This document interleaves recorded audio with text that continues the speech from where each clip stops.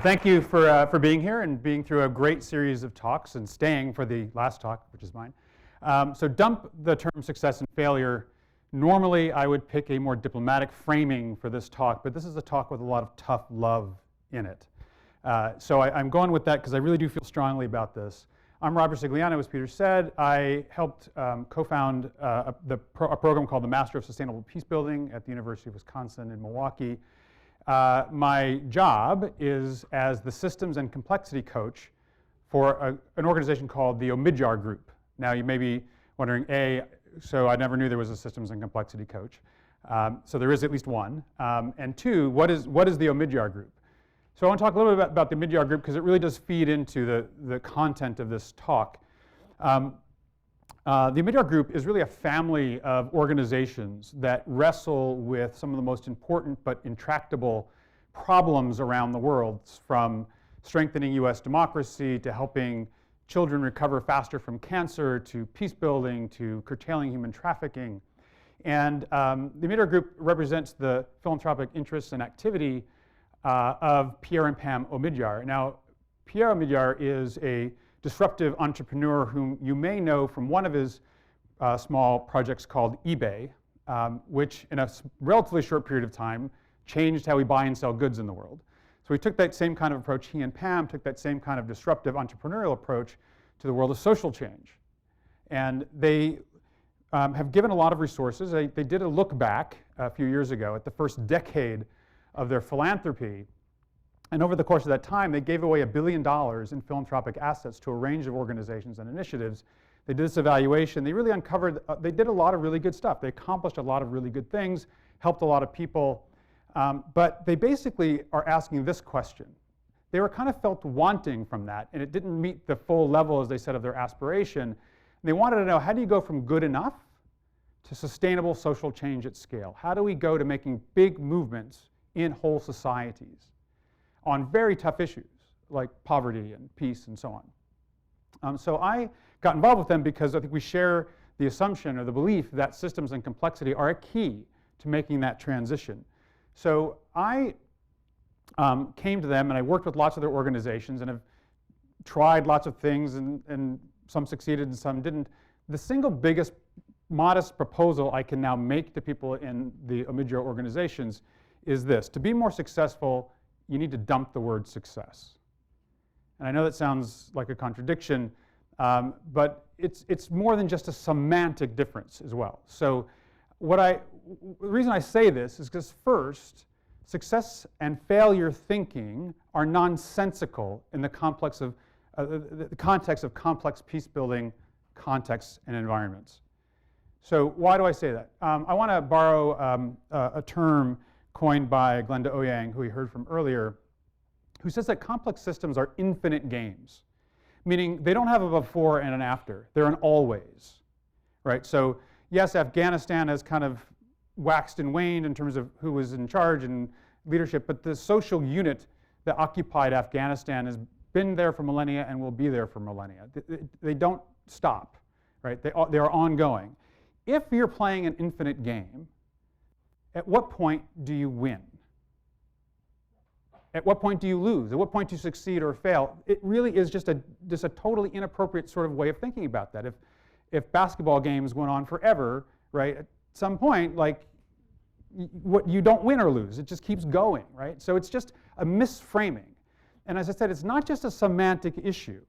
Because the second real big reason why we need to dump success and failure is that success-failure thinking is self-defeating for peace builders.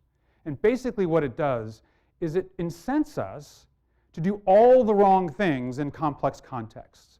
So in order to plan for success and avoid failure, what we want to do is maximize our ability to control the situation and predict outcomes. So we set these preset objectives, and then we fund people who can convince us they have the best plan to get from X to Y to Z, right? So we also end up being very non-holistic and very siloed in how we work. Because if you want to get from X to Y, you hire an expert in Y.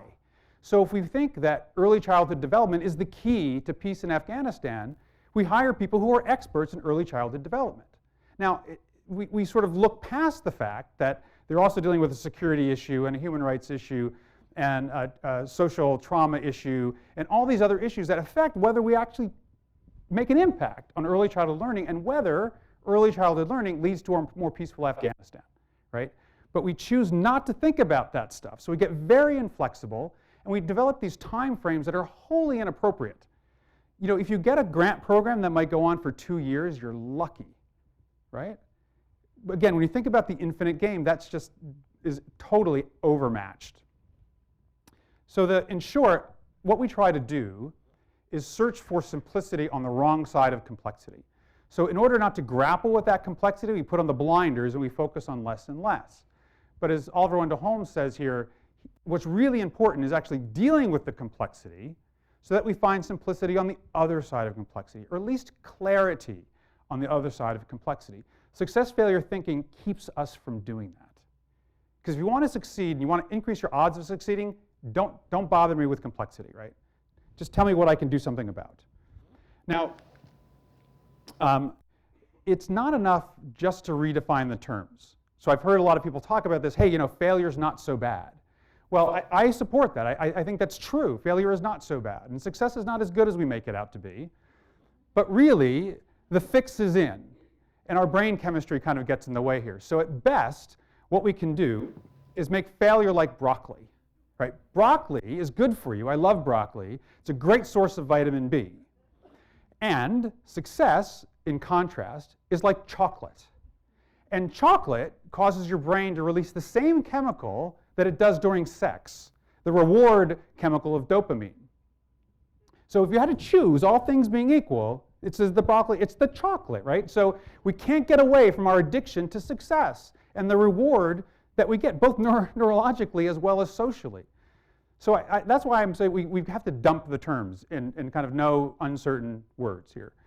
But it isn't the only answer. So there is an alternative.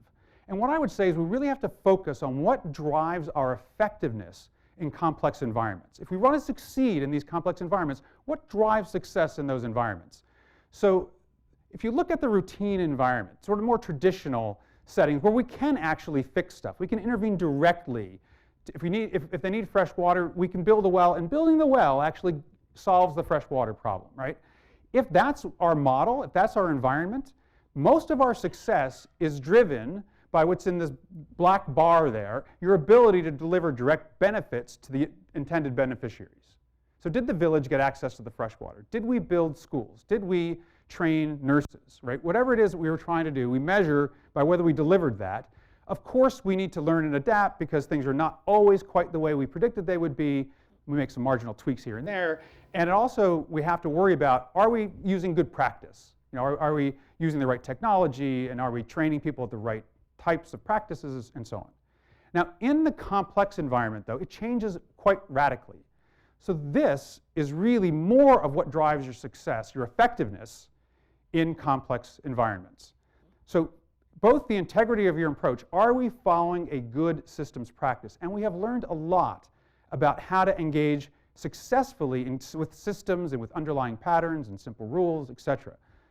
How well do we learn and adapt? If you can have a pretty good idea of a system and how to engage it, you are at best 80% sure. If you're more than 80% sure you got it right, you're delusional. You can't know more than that. And usually it's a lot less. So we actually have to learn our way into being more effective. And that's all about being nimble and learning and adapting. Most importantly, most of your success is affecting these underlying patterns and social dynamics that cause the situation to be, that are the multi-causal forces that produce a level of poverty or violence or whatever the issue that you care about is. We have to affect those underlying dynamics if we are going to make a sustainable change in the thing we care about. And of course, we want to do no harm. We want to help people along the way, so it's not unimportant that we're delivering direct benefits. Accountability in this case does not go out the window either. People don't want to dump success and failure because they think we'll lose accountability. You don't. You're just accountable to a different set of standards keyed off of those sources of effectiveness. Do we follow good systems practice? Do we learn and adapt effectively? Both our understanding of the system, the context, and how to engage it. Are we altering fundamental dynamics? And are we delivering benefits to the people in the short term? So what I want to leave you with is an alternative to success and failure. Basically this idea of healthy engagement. Over time, how well are we working with a system to improve it? Easy, right? Done. Get rid of success and failure. Think about health of your engagement over time. And so thank you very much. And I want to wish that all of your engagements are healthy. Thank you.